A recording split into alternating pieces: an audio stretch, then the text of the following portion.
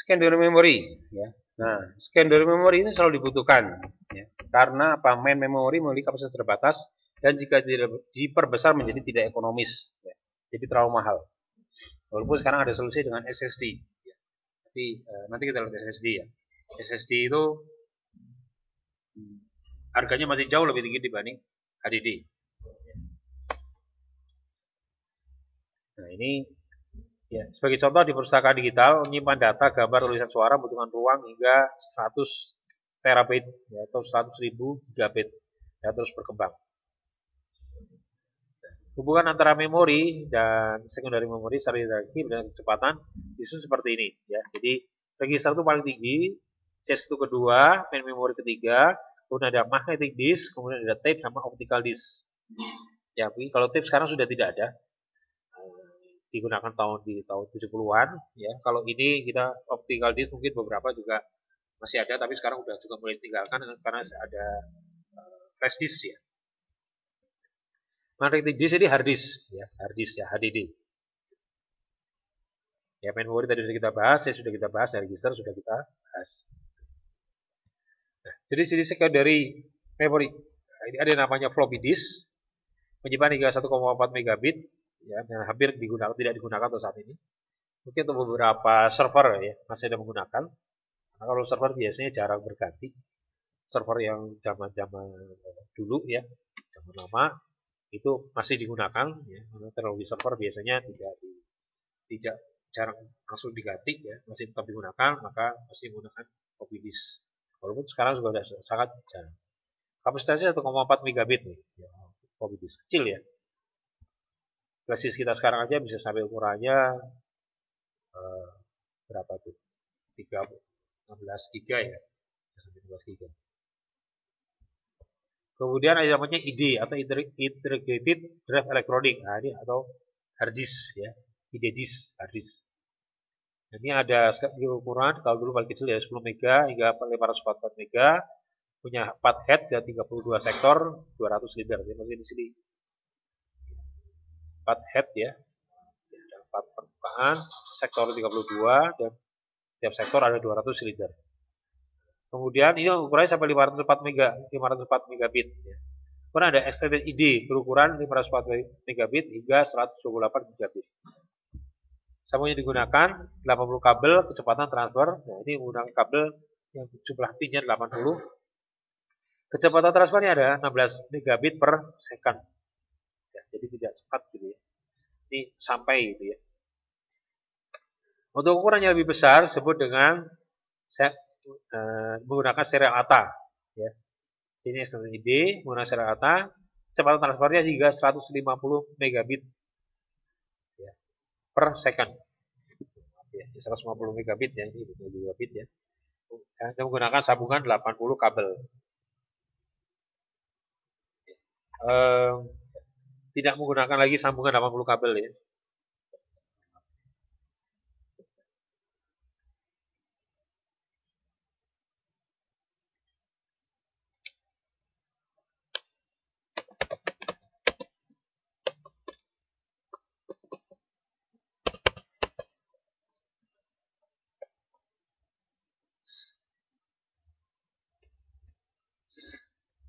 Kemudian ada SCSI, Small Computer Interface, disk.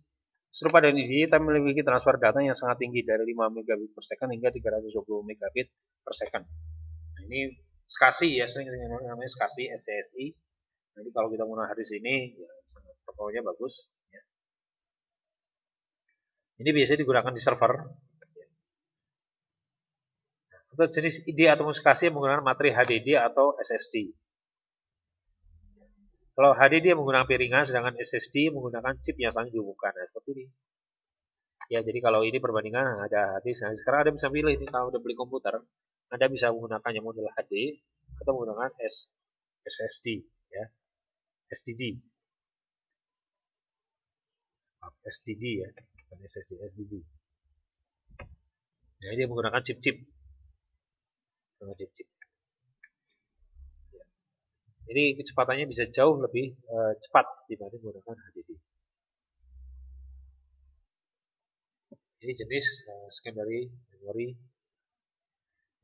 Kemudian ada lagi jenis secondary memory disebut namanya RAID atau redundant array of independent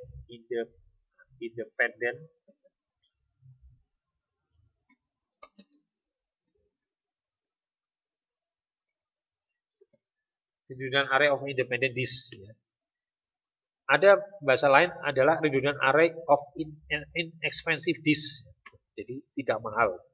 Tapi ada beberapa jangan menggunakan tidak inexpensive tapi digaji independent. Ya. Jadi dia punya semacam level-level ya model penyimpanan jenis RAID ini. Nah ini biasanya digunakan untuk server yang membutuhkan ruang banyak penyimpanan. Jadi dengan RAID ini di sini kita bisa membagi-bagi. Contoh di RAID 0 sampai 5. Misalnya untuk operasi sistem diletakkan di level 0. Jadi setiap ada proses operasi sistem dia lari ke level 0. Kemudian backup data ditaruh di level 1. Basis data di level 2. Layanan I/O di level 3. Untuk handling error misalnya di level 4 dan 5. Nah ini, jadi dibeda-bedakan. Nah, jadi kalau tidak menggunakan RAID ya berarti satu lokasi harddisk atau SDD ya atau SCSI itu dia tidak dibagi level-level, walaupun itu sebenarnya juga bisa dibagi level itu, tapi tidak nampak. Tapi kalau RAID ini dibagi-bagi level, ya. Sehingga nanti tinggal menambahkan nih level berapa yang mau ditambahkan, apakah yang level di sini, level 0, 1, 2, 3 dan seterusnya. Ya, maka layanan server bisa lebih cepat ini dengan RAID ini. Nah, server punya area tersendiri dan menjadi lebih murah.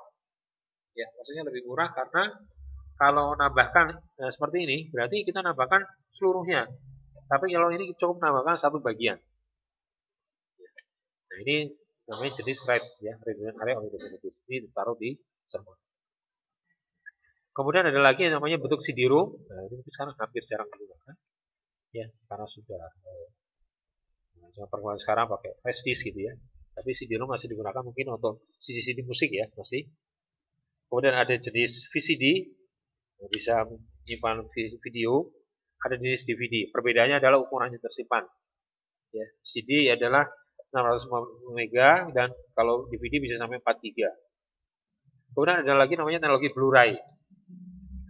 Teknologi DVD yang fokus ukuran kecil dan memiliki kapasitas 25 gigabit. Ini kecepatannya 4 megabit per second. Tapi kalau Blu-ray ini kecepatannya bisa sangat tinggi. Bisa sampai 320 megabit per second. Hanya penyimpanan umumnya 25 GB atau hingga 50 GB. Ya, juga relatif. Nah, besar ya. Besar. Kalau ini kan sampai 4 GB saja. Kalau DVD ini sampai 50 GB. Ya, kecepatan bisa sampai 320 megabit per second. Sekarang kita bahas tentang input-output. Input-output disebut namanya bus. Jadi bus atau di komputer ada namanya ISA atau Industry Standard Architecture, PCI Peripheral Component Interconnect, dan ISA Extended ISA. Jadi ISA tapi kecuali extended. Ini kalau secara sederhananya bus itu kan seperti ini. Ya. Sudah kita bahas di depan ya, semua saling terhubung, CPU, memori, video controller. Jadi antara perangkat ini ada controller-controllernya, ya. Baru terhubung ke eksternalnya. Jadi step I/O memiliki dua bagian.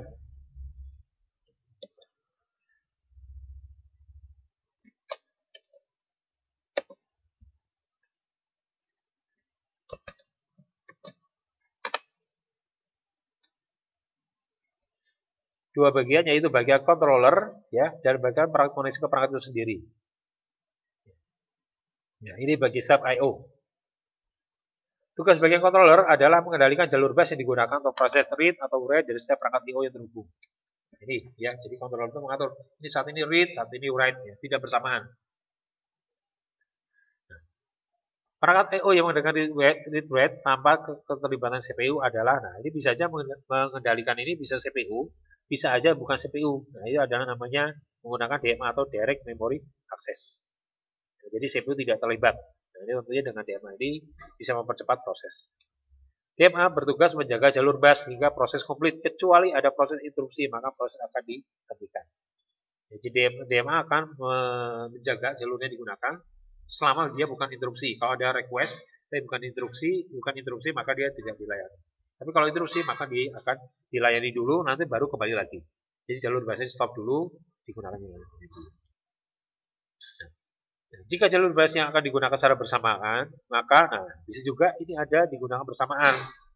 Read sama write bersamaan, ya. Jadi ada request langsung dilayani, tapi ada perangkat chip tambahan namanya bus arbiter yang mengatur nanti penggunaan area bus tersebut, yaitu namanya bus arbiter. Nah, bus arbiter bertugas menentukan jalur yang diberikan oleh jalur bus.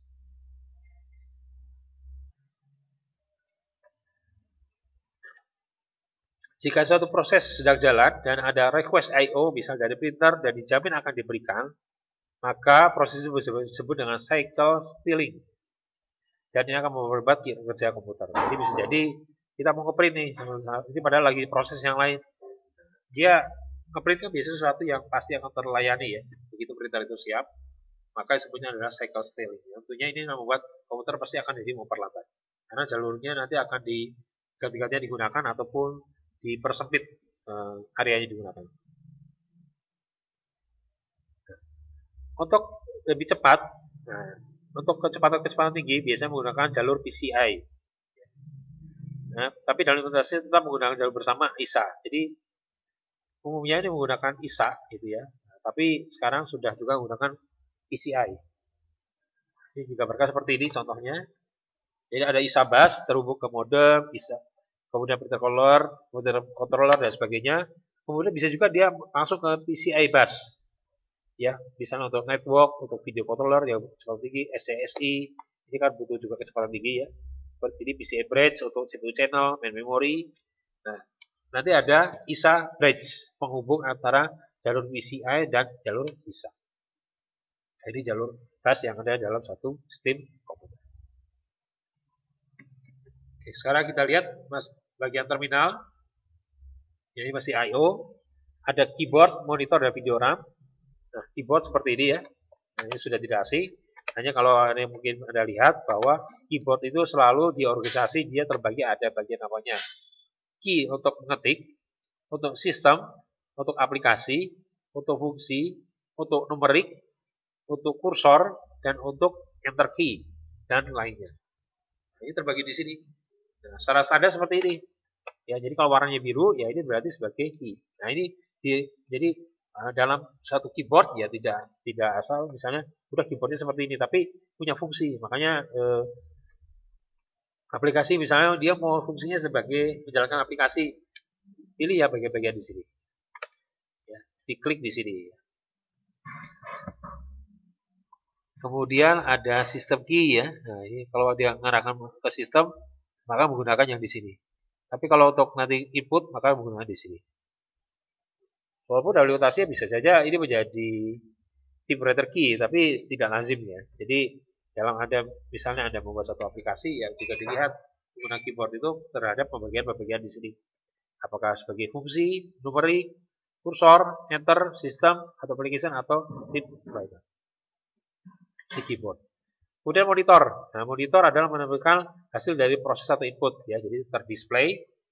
Jenis monitor ada monitor tabung, LCD, dan LED. Ya, monitor tabung itu seperti ini. Mungkin kalau sekarang sudah hampir relatif tidak digunakan. Ya. Karena di satu sisi juga daya listriknya lebih besar. Ya, harga pun sebenarnya juga sudah hampir relatif mendekati dengan komputer-komputer yang LCD atau LED. Ya, tapi sebagai gambaran monitor tabung ini di sini ada elektron kan dia selalu menembak. Jadi dia bisa keluar tampilan memang ini ada elektron-elektron ditembakkan. Ini screen-nya, ini ada ruang vakumnya. Di sini ada plate-nya, ya. Plate-nya ini yang mengarahkan ini arah tembakannya. Jadi ini nanti arahkan apakah tembakannya ke atas, ke bawah. Jadi dia melakukan semacam scanning terus-menerus ya. Nah, ini diatur oleh direction plate. Nah, jadi di sini ada horizontal scanning. Scanning gitu di sini. Makanya seluruh layar terlihat. Jadi sebenarnya dalam layar tabung itu kita bisa terlihat seluruhnya. Ini terjadi proses untuk scanning ya, dan kecepatan sekitar 100 Hz gitu ya. Makanya di beberapa perangkat kamera tertentu ini bisa kelihatan berkedip-kedip karena kecepatan antara kamera sama layar berbeda. Nah, ini jenis monitor tabung. Monitor LCD, nah ini yang sekarang digunakan ya. Kita punya notebook bisa menggunakan LCD ataupun LED. Jadi gambarnya seperti ini, ada lampu, ada sumber lampunya, ada liquid kristal, jadi ada kristal yang cairan. Kemudian ada bagian belakang, rear, ada bagian front, depan. Nah, kemudian di sini terjadi saling tegak lurus, ada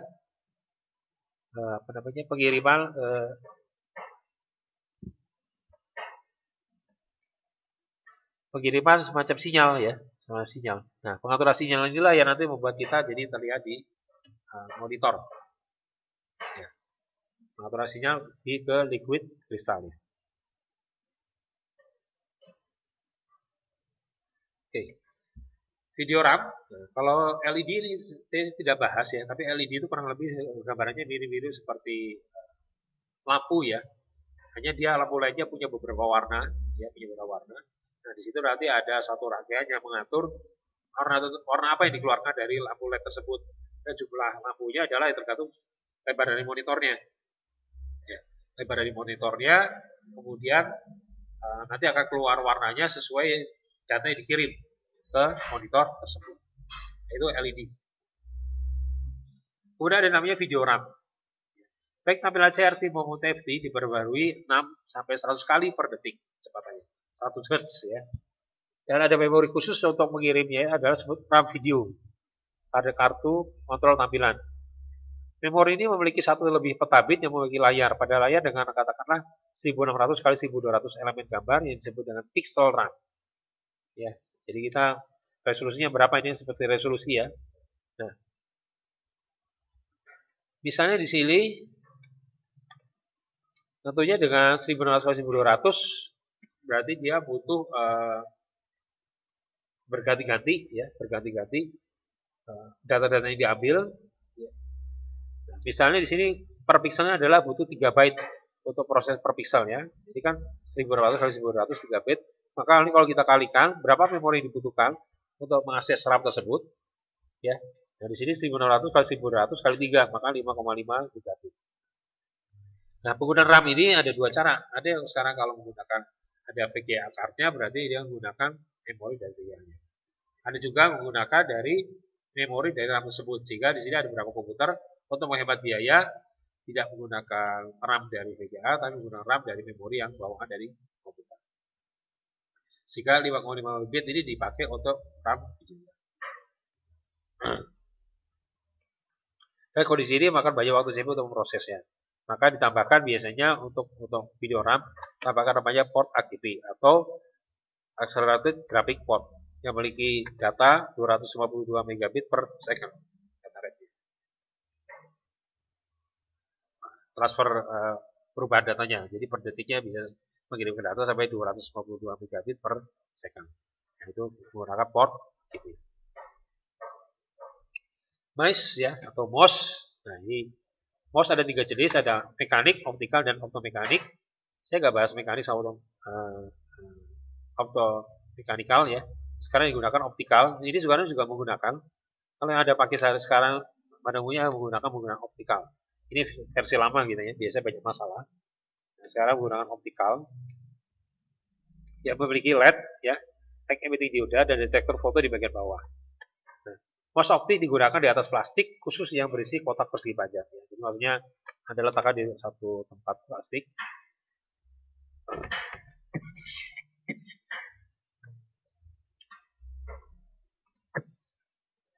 Nah, gimana dia bisa deteksi?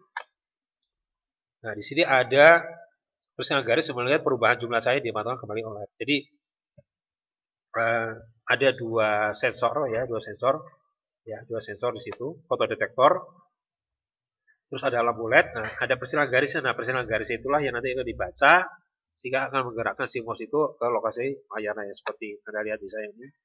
Ya, ini berarti ya ada dua area ya. Dua area yang dibaca ya. Nah, menggunakan optikal ya sekarang. Dua area dibaca. Nah, hasil persilangan dua area itulah yang menentukan. Jadi seolah-olah sebenarnya menentukan titik-titik dari Kalau ini seperti dua area itu ada bayangkan seperti X sama Y-nya. Nah, X sama Y-nya di mana? Maka mouse-nya akan bergerak ke arah tersebut.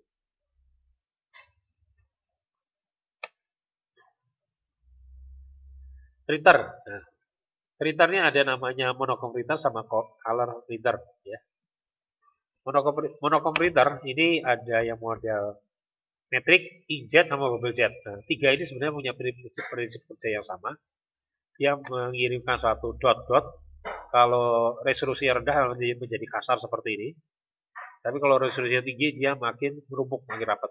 Dan makin rapat, kalau makin tinggi maka ini makin rapat. Sehingga terlihat seperti mulus. Ya. Nah, ini inkjet dan bubble jet bisa digunakan. Printer metrik juga bisa seperti ini, hanya jadi akan makin lambat kecepatannya. Ya, sehingga sering kalau printer metrik, yang penting terbaca gitu ya, tapi tidak perlu sampai resolusinya sangat halus. Ada juga menggunakan laser printer. Nah, kalau laser printer ini agak berbeda. Di sini sesuai namanya dia pakai laser. Terus ini ada yang untuk mengatur ya pengiriman teks yang dikirim gitu ya, mengatur teks dikirim nanti dia berputar. Terus ini ada drumnya. Ini biasanya kan suka beli drumnya kalau di laser. Drum inilah yang nanti masuk ke menuliskan ke kertas. Tergantung penembakan di sini. Nah, penembakan di sini nanti akan menghasilkan cetakan-cetakan ke kertas itu. Ya. Kemudian kalau color printer ini kurang lebih sebenarnya prinsipnya sama, hanya bedanya warnanya itu kalau di inkjet ya sekarang atau bubble jet berarti tidak hanya hitam, tapi ada tiga warna yang lain, yaitu warna merah, biru, dan kuning. Dan dicampur lah, di pencampurannya itu persis seperti terjadi di model monitor. Jadi tiga warna itu bisa menjadi berbagai macam warna. Kemudian ada perangkat telekomunikasi. Nah, perangkat telekomunikasi itu ada namanya modem, ada namanya digital subscriber lines. Jadi karena sekarang semua komputer terhubung ke peralatan komunikasi, jadi pasti perangkat komunikasinya ada. Nah, pertama namanya modem. Modem ya singkatan dari modulasi demodulasi. Adalah suatu perangkat menghubung antara satu komputer dan komputer lain melalui sinyal yang dimodulasi.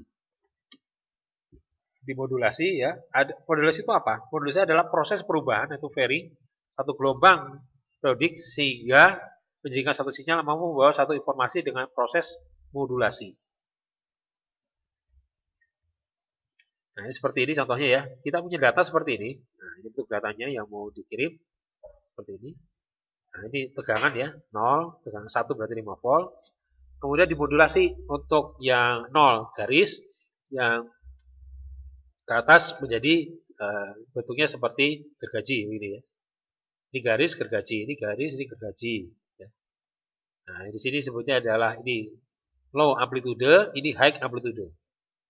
Ini dibentuk low ini amplitude. Kemudian yang bentuknya yang garis dia menjadi bentuk sinyal sinus gini seperti ini, tapi jarang. Sedangkan yang high amplitude dibentuk masih mirip sinus juga, tapi rapat-rapat. Jadi ini jarang, ini rapat, jarang, rapat, jarang, rapat, dan seterusnya.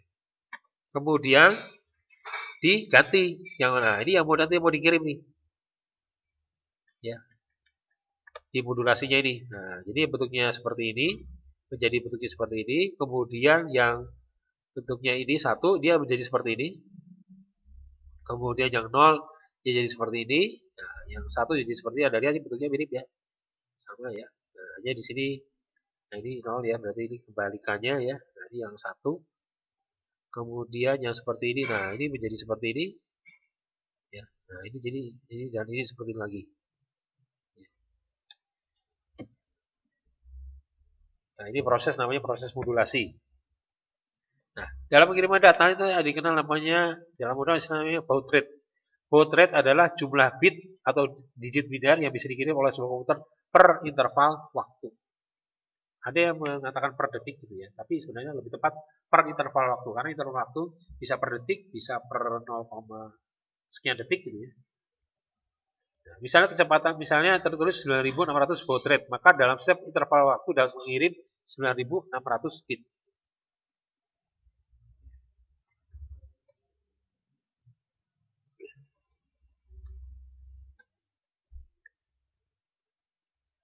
bila kita menggunakan baud rate ini, biasanya antara pengirim dan penerima itu harus menggunakan baud rate yang sama, gitu ya, supaya data yang terbacanya itu bisa menjadi sama. Kemudian teknologi modem. Kemudian ada namanya teknologi digital subscriber line atau DSL. Nah, DSL itu sebenarnya depannya ada XDSL, adalah sistem transfer data dan kecepatan tinggi. Angka X menunjukkan teknologinya. Untuk yang populer saat ini menggunakan ADSL atau asymmetric DSL. Jadi seperti Anda sekarang punya dari Telkom ya. Nah, itu menggunakan ADSL.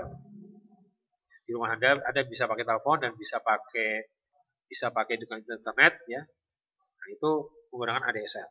Nah, kalau Anda pakai ADSL itu Anda seperti memiliki 250 modem dengan channel yang dimiliki 256 channel dengan lebarnya 4 kHz per channelnya.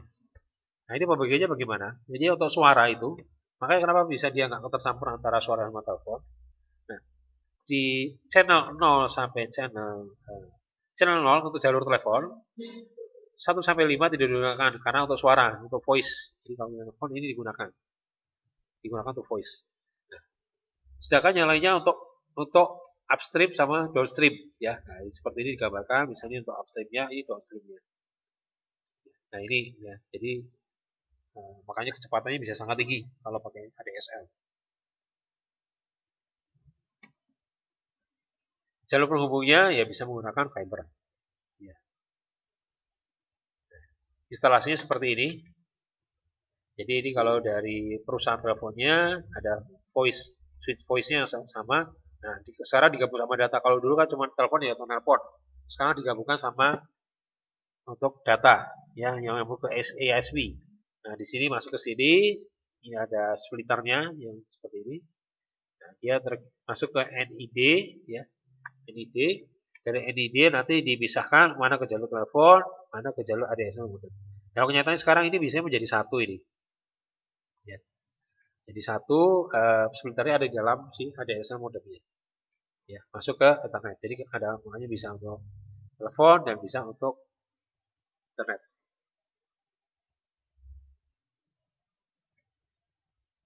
Nah, sekarang bagaimana yang internet melalui kabel? Nah, melalui kabel sekarang ada bisa menambah layanan untuk TV digitalnya gitu ya, TV digitalnya. Ya, kenapa bisa seperti itu? Ya. Nah, ini menggunakan fiber optik karena di sini di frekuensinya kita dibagi-bagi di sini. Ada jalur TV atau jalur data sendiri, ya, FM, ya, untuk upstream data, untuk downstream data. Ya, upstream itu berarti seperti untuk unggah ya. Downstream seperti untuk unduh atau untuk proses Anda baca itu downstream data. Makanya lebih besar. Areanya lebih besar. Ini untuk TV misalnya. Nah, ini kalau kita melihat di fiber optik, nah ini seperti ini. Ini contoh fiber optik, ya. SP fiber. Nah, di sini ada koaksial kabel, ya. Nah, di sini ada datanya, ini data kirim sama data terima, ya. Modem, ya, ini ada modemnya. Nanti modemnya baru masuk ke perangkat kita.